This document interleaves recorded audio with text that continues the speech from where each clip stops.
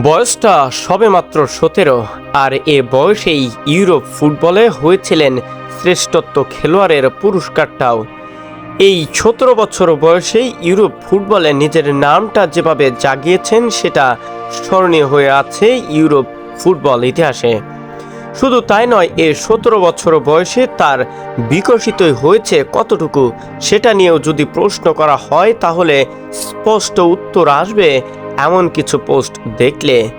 তিনি তার ভেরিফাইড ফেসবুকে এই বাংলাদেশ নতুন করে স্বাধীন হওয়ার আগে একটা পোস্ট করেছিলেন, যেখানে শুভেচ্ছা জানিয়েছিলেন সাধারণ ছাত্র জনতাকে।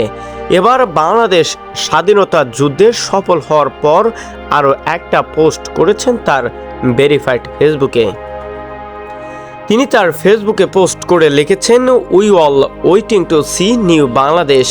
আমরা এখন অপেক্ষায় আছি নতুন একটা বাংলাদেশ দেখার, যেখানে বাংলাদেশের আইকনিক ক্রীড়াঙ্গনের সাকিব আল হাসান, মাশরাফি বিন মুর্তজাদের মতো খেলোয়াড় বাংলার এত সকল ছাত্ররা শহীদ হয়েছে, তাদের জন্য দুঃখ প্রকাশ করতে পারেনি। আর ভিন্ন দেশের একজন ফুটবলার হয়ে বাংলাদেশের জন্য শোক প্রকাশ করেছেন তার ভেরিফাইড ফেসবুকে। নিজের জন্মভূমিতে থাকা সত্ত্বেও বাংলাদেশের ছাত্র জনতার পক্ষে ন্যায়ের কথা বলতে পারেননি বাংলাদেশের এই সকল আইকনিক খেলোয়াড়রা। আসলে তাদেরকে তো আসলে বলা যেতেই পারে এক প্রকার বোবা শয়তান।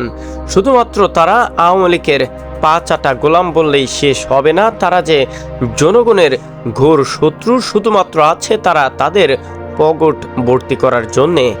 বাংলাদেশ ক্রীড়াঙ্গনে কতটুকু সাফল্য এনে দিয়েছে সেটা সকল ক্রিকেট প্রেমীদের মাঝেই অজানা নয়।